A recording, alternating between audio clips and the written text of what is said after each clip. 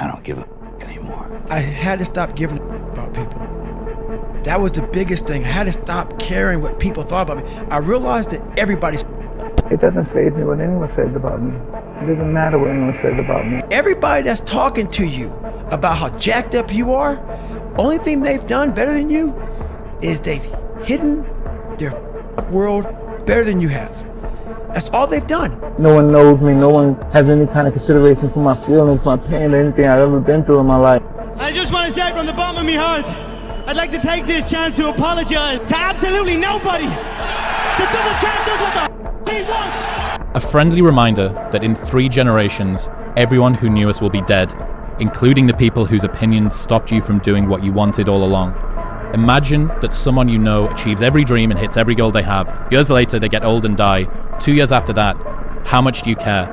About as much as everyone else will if you accomplish your goals and dreams. Do it for you. What about me would make you think that I care about your opinion of me? Your opinion of me is not the opinion that I have of myself. You ain't make me, so you can't break me. You didn't build me, so you can't kill me. You know what? God established me, so you ain't nothing you can do to me. I don't give a shit. I've been a difference maker, a game changer. I've been that guy. So what will change now that I'm coaching? Not a darn thing. I'm not even playing the game, and you got an opinion of me. I'm not even on the field. If you're doing good, they got something to say. If you're doing bad, they got something to say. So, do what makes you happy. Do what you want to do. It gives you a lot of power when you're able to go on a podcast this big and say, hey, I'll tell you anything you want to know. I no longer care. And that is a lot of power in that. To be able to put your life on a billboard for the whole world to see and say, judge it, man. Judge it. Like just me talking about it makes me feel good. And that's another thing about it.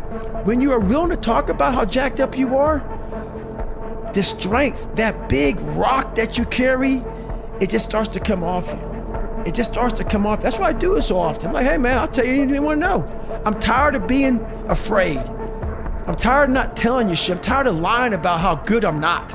I don't care. And I wish the world thought like that. Youngsters, if you're out there right now, do not give a darn what opinions people have of you, long as that opinion is not consistent of that of yourself. You be you. If you're not getting hated on, you ain't doing shit right. You need people talking about you. You need people saying, I don't like that person. Because in turn, they really want to be you. Well, I don't understand this world today. Why is success a bad thing? Why, if you're a millionaire, you're evil. If you're a billionaire, you're the Antichrist. Because of their pathetic jealousy. That's all it is. Jealousy. You're worried? You're worried that some people don't like you in the locker room? Hell, if you ain't making enemies, you ain't making money. If everybody doesn't hate you, then you are not living up to your full potential. Live the good life. You get one shot at life. One shot. One go around in this world. You take life and you grab it by the throat and you make it give you everything you want. It doesn't matter whether I achieve all of my goals or I don't achieve all of the goals. In 3 generations, I'll be forgotten, and the only people who were naysaying against me will also be dead. And so then it's like, just do it for me. They talking crazy about you. They said Who cares, brother? Who cares, brother? Who cares? You're not afraid of failing. You're afraid of what other people will think of you if you fail. But if you're afraid of that, imagine what they think of you when you aren't even trying. Oh yeah, they aren't. I think we're all an underdog. I think the top CEO on the planet Earth still has that doubt. I don't give a where you're from. Kobe Bryant, Michael Jordan, the best on the planet. We're all underdogs. Whether you're underdog because you put yourself there to be hungry, or you're just a real life underdog. We're all an underdog. This is my life, man. Do you know how hard I worked to get here? I'll never give up. There is a hook in me, one that you cannot see, but it is there. And you think I have a choice? There is no choice. I built this shit. Me. Brick by brick. And I'll be damned if I let you tear it down just because you don't like the way another nigga talk. Are you the coldest man in boxing? No emotion. You're too cold. Yeah, because I think that emotions most of the time doesn't help us to deal with something. Of course, emotions is like spices for your life, but when you have some hard situation, you shouldn't use your emotions. This is how I think. No one's gonna come back to save me. No one's gonna come back on this couch and say, hey, it's okay. You're gonna be okay. No, I'm not. I'm not gonna be okay. I had to realize I had to take a stand. I had to make a real stand. And it was painful to look at who I was, what the world and myself created. It created a very lonely, depressed, insecure man that would do anything just to have a friend. And I saw that as very pathetic. When you look at the truth, it becomes very ugly and pathetic. Right now, what you're going through is only a test. Let me tell you, there's always light at the end of the tunnel for people who don't give up on themselves. Almost always. I've been through some crazy stuff in my career and in my life. My mom died at a young age. My sister died when she was really young. I made some huge mistakes throughout my life, man. Big public mistakes, man. Lost friends and coaches and teammates. And sometimes in my life I felt like the whole world hated me. There was times where I thought I'd never make it back. You're the greatest champion in UFC history. That's right, man. Doesn't have to be over. I hated my current existence. And so I think some people like don't hate their current existence enough. And so like, I don't think you either have to really believe that this thing's going to happen or you have to know that your life sucks. And I knew that my life sucked. And so I knew that if I did something else, it would have a higher likelihood of changing my life than not doing something. And at least that's how I would say that I probably saw it at the beginning. Like, if you are angry, use it. If you are sad, use it. Or it uses you. You've got to create a lot of different emotion to heighten your sense of awareness and focus. Like, for me, anger was good.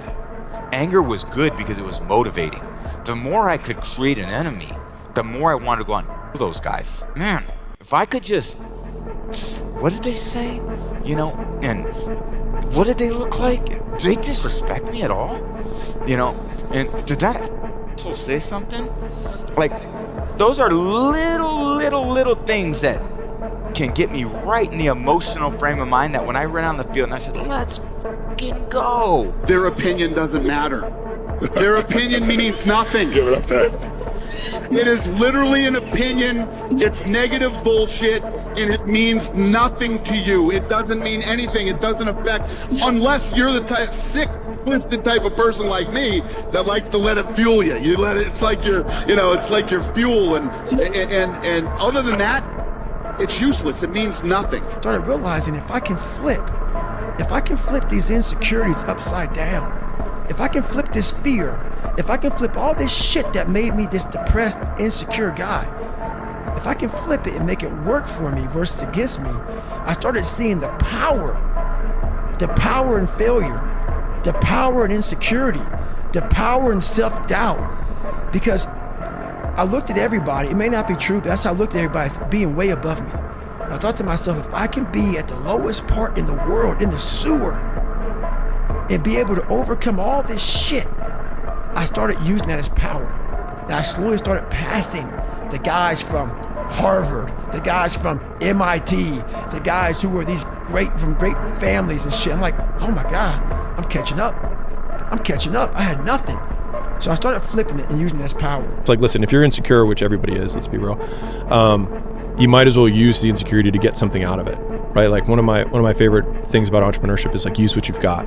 And so a lot of people think that they need to fix their conditions in order to get like the perfect conditions before they start. But the perfect condition is whatever one you're in, because it gives you whatever assets you have. That's the cards that you're dealt. And so you just play the hand. And a lot of people have great cards. It's like, man, I'm so afraid of, it's like, use it. It's like, I have nothing. It makes you very dangerous because you have nothing to lose. Control what you can in life. You want to cope with what you can't control, and you want to concentrate on what counts. When you have nothing to draw from, I was able to find strength in every molecule of this earth. I'm able to be in a room with nothing, with no motivation, no inspiration, nothing, and find it. So what I did in those situations was I invented this thing called taking souls. When everybody's all up and you're exhausted and you're weak and you're tired and you're looking around and everybody looks as bad as you or even worse, I'm like, you know what? I want to now make a statement. It's the perfect time to make a statement. To make a statement to let you know where your life ends and mine begins. And so the statement there is, I muster up every bit of strength from their looks on their faces and how they feel, and how I'm gonna now, from my childhood, where I came from, how I was the bottom of the barrel, I'm now amongst all these uncommon people. I'm now going to now make you feel like you're common. So I use their sadness, their weakness, their parts of their life where, God, this sucks. I'm like all poopy pants and messed up. I use that for my strength. All of you who tell me what I can't do and blah, blah, blah bullshit, a lot of you live believable lives and you've accomplished believable things. But you see, when I sat out on this, I promised myself that I was gonna run this all the way to the top, where I had no problem crashing and burning and dying on the way. I set out to live an unbelievable life and accomplish unbelievable things. So I don't need you guys to believe in me when I say what I say. Matter of fact, I want you to keep doing what you're doing and keep not believing in me, because you're the very reason that I'm here. Bet against me. Bet against me. Tell me it's not going to happen.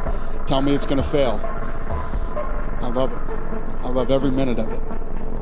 And I have this moment of like, let's say we're in the sand, we're running or whatever. I will do a surge. I will do something when everybody's like, how the is he doing this? And from that look on their face, that feeling of, God, man, this guy must be something special. It then surges me further and further and faster and harder for a long time. So it's energy's everywhere. But the thing is, it's so loud that voice in your head of pain and suffering and discomfort and I don't want to do this is so loud that you're unable to really calm it down and say, okay, there's something here. It's a patient calm that you have to bring yourself to say, I know I have something here, but that voice is so powerful that it wants you just to, let's leave. Right. We're done. We're done. It spazzes you out and you want to go versus saying, let's take a second. Hang on. Before we spaz out, hang on. And in that moment, you can think clearly and find that strength out there for you. It's all about focus. I don't care who you are, where you're from, doesn't matter. It's having a focus and having a purpose. You wake up every single day to get better today than you were yesterday. It doesn't matter what you are. You're a basketball player, a hockey player, golf player, painter, right? It doesn't matter. Right? You try to reach your full potential by getting better every single day. That literally is something in you that's at the core of your soul. But you don't find it unless you spend a lot of time with what you want to be in life. I can't give that to you. Right. You can't give it to somebody. When you find your true passion in life, and my passion for me was like, oh, I want to be, I don't give a about Navy SEALs. I mean, I don't give a shit. I want to serve my country. I want to be someone that I'm proud of. Everything's possible in this world for those who don't quit on themselves or their dreams. I've learned to reach higher and higher with our dreams, to become more ridiculous with our dreams, because they're all possible. It's about figuring out who I am and being happy with who the I am. Even though I'm going to be judged for all these things, being able to put a middle finger up to everybody and say, this is David Goggins. And to get to that point, it felt great. A lot of us don't believe that we can achieve the impossible. What you need is the one thing I talked about in my book, which is straight up, brutal work ethic. You have to be willing to outwork everybody in the world. You get up every day, you're entitled to nothing. Nobody owes you nothing. You could have talent, but if you don't have discipline and you don't execute, you don't focus, what do you get? Nothing. If you're complacent and not paying attention to detail, what does that get you? Nothing. So, nothing is acceptable but your best. Everything is determined by what you do and you trying to be your best so that you can build on positive performance so that, and that's the only thing, there should be nothing else, right, but that, you know, for everybody. You gotta work hard. You gotta work hard. I'm not getting I can't get this paragraph. I can't remember what the f***'s in this paragraph to pass this test to get in the military. Read it again. Still not getting it. Read it again. But if you're not getting it, write it out. And that's how I started learning. Okay, well, I gotta write out every thing I do. And then write it out again. And write it out again. And guess what happened? I got it. I can't swim. I'm negative buoyant. Go back again. I can't swim. Go back again. Go back again. Go back again. I got it. I realized if I keep going back and going back and going back until the shit just becomes, your mind will say, okay, we're gonna figure it out. It'll find a way. Because he is not going to stop. It's not like I'm gonna try one more time. No, it's just like alarm clock goes off, boop, we're going back. I can't read right, we're going back. I gave myself no way out, and my mind realized that. They said, okay, we're gonna adapt and overcome now. You know, we have about 5 choices, you know, in our life. You know, we can be bad at what we do. I mean, we can be average at what we do. I mean, we can be good at what we do, which probably is God's expectation for whatever ability he gave us, or we can be excellent, or we can be elite. All right? And everybody has a choice as to what they want to do and how they want to do that. But if you're going to be excellent or elite, all right, you got to do special things. You have to have special intensity, you have to have special focus, you have to have a special commitment and drive and passion, all right, to do things at a high level and a high standard all the time. All right? And it doesn't matter what God-given ability that you have, that probably can make you good. But without the rest of it, I'm not sure you ever get excellent or elite. You you immerse yourself in wherever it is, and you become that. You become that and give yourself no way out. Ignore and outperform them. While you're over there watching me and talking about me, I'm working. You keep gossiping and I'll keep working. You keep talking smack and I'll keep working. You keep focusing on everything and everyone else and I'll keep working. And you will lose and I will win. Winning is really simple. Is it easy? Absolutely not. But it's very simple.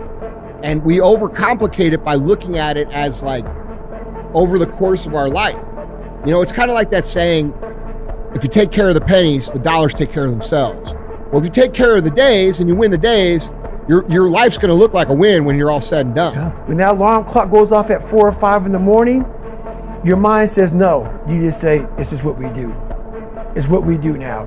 Because to get to where you want to go, the amount of pain involved, I'm not saying physical, I'm not saying you got to break yourself off.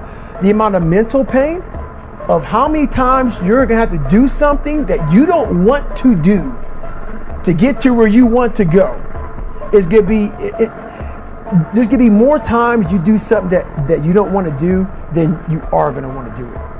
And that's your new norm. That's your new norm. So then it's like breathing.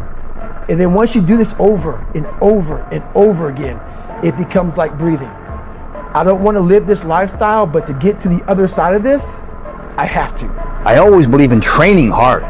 Real stupid, brutal hard. I mean, there are many times where I looked at myself and said, do I really have what it takes?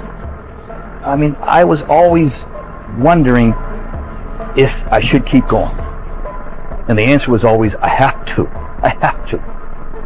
I got to get up. I got to keep moving forward no matter what. In the gym, achieve failure. In the gym, achieve failure. But when you're uncomfortable is when you grow.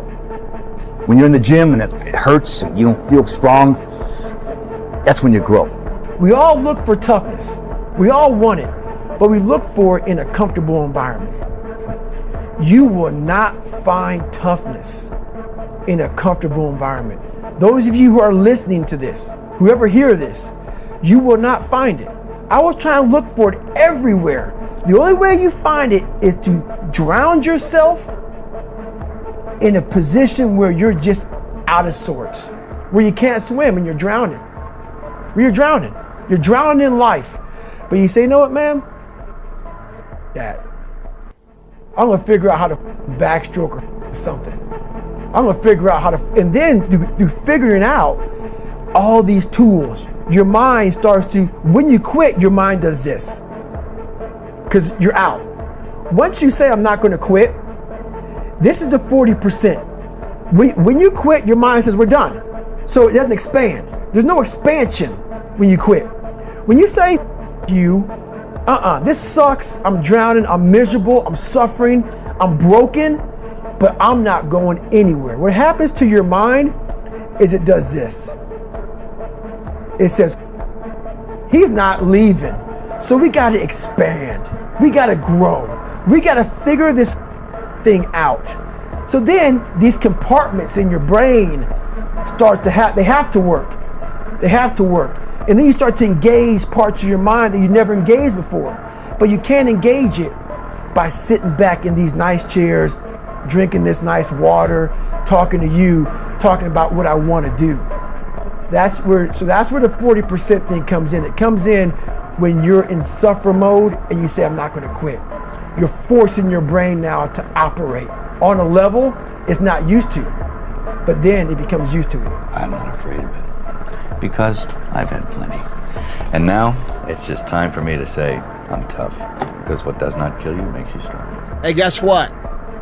It's going to be the hardest thing you ever did. It's going to take a long ass time. It's probably going to take 3 or 4 times as long as you think it's going to take. You're going to get made fun of. You're going to get bullied. You're going to get harassed. You're going to get attacked on the internet daily. Nobody's going to relate to you. No one's going to understand why you're doing it. Everybody's going to question it. You're going to have to answer it every single time, and it's going to piss you off. This is the life that you're choosing. Like, you're choosing it, and then so you can't be surprised that it's hard. This is what the f- you're signing up for. To get anything of value, you have to sacrifice. I know that, Dad, but I think if we continue down this road, it's going to be too detrimental for the kids. It's just too hard. Do you know that the harder thing to do and the right thing to do are usually the same thing? Nothing that has meaning is easy.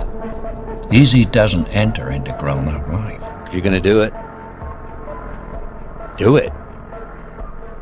Say what you can do. Do what you say. If you can't do it, don't say you can do it. Don't over-leverage yourself. Don't over-leverage a decision and then jump in and kind of dip a toe. I think I'll try it out. No, think if you're going to try it out beforehand, but when it's time to go, dive. Finish it. Find out. Come out the other side.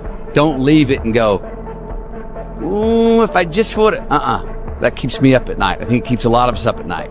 When you half-ass something and you just don't know whether you failed or succeeded, got what you want or didn't get what you want.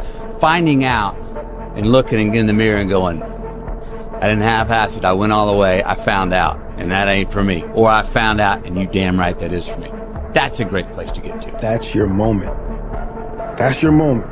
It's not that all is lost. When you're feeling the most trapped and down and nothing can't go right, I feel like those are the moments that define you. Those are those character canon moments that are like, what am I gonna do now? You know, how do you respond to that?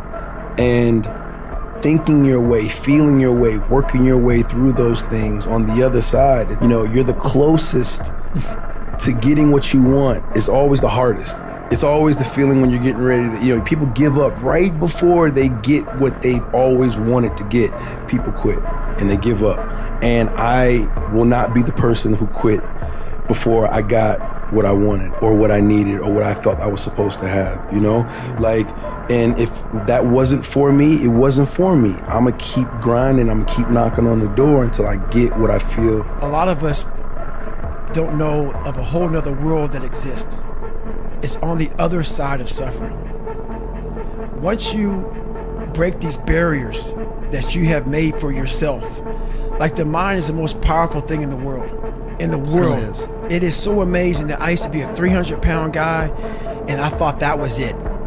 Could barely read, could do anything, and now that what was inside that person was this guy that's in front of you today. That's how scary the mind is. And that's what I started realizing through this journey, is that once I got a taste of, wow, man, I haven't even begun to crack what the mind is capable of. And when I started realizing is on the other end of suffering, that's the real growth of life. We have to reprogram it and tell us, no, we're good. We're good, this sucks, but it's okay. Heroes and villains always have the same backstory, pain. The difference is what they choose to do about it. Villain says, the world hurt me, I'll hurt it back. The hero says, the world hurt me, I'm not going to let it hurt anybody else. Heroes use pain, villains are used by it. Do you know the difference between being afraid and being yellow, or the difference between a hero and a coward? There's no difference between a hero and a coward at all. How they feel, but dude, it makes a difference. That's what makes the difference between the hero and the coward. Now, the people who watch you do what you do, judge you on what you do, not how you feel. If you go out there and you do what you do, and you do it in what people call an heroic manner, they think of you as a hero.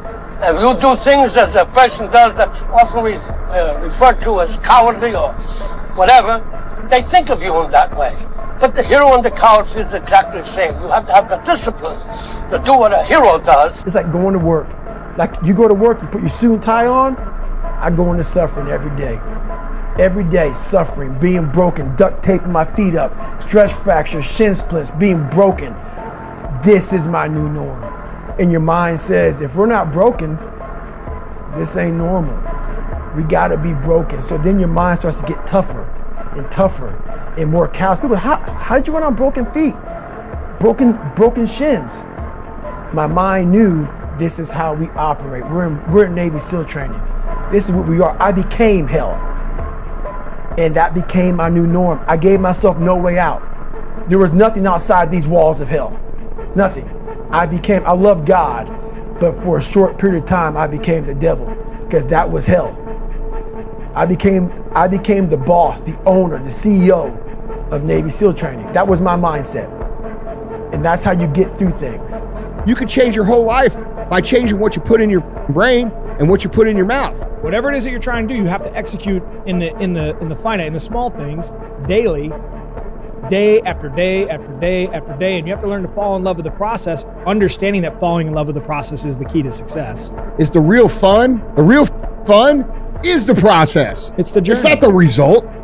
Like, people think it's the result because you haven't experienced it yet, but just like you guys get a new pair of shoes and after a week it ain't cool anymore, that's the same thing for all the shit that you admire that you think is going to fix all your problems.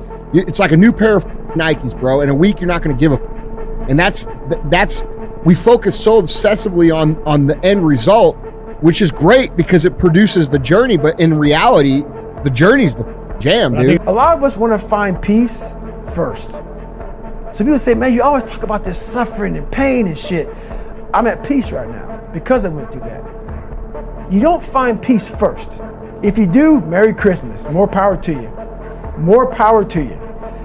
I found peace on the opposite end of finding myself. And no one really finds themselves without going through trials, tribulations, suffering, accountability. Being uncommon amongst uncommon, it's really about yourself. It's you against yourself. It's not you against them.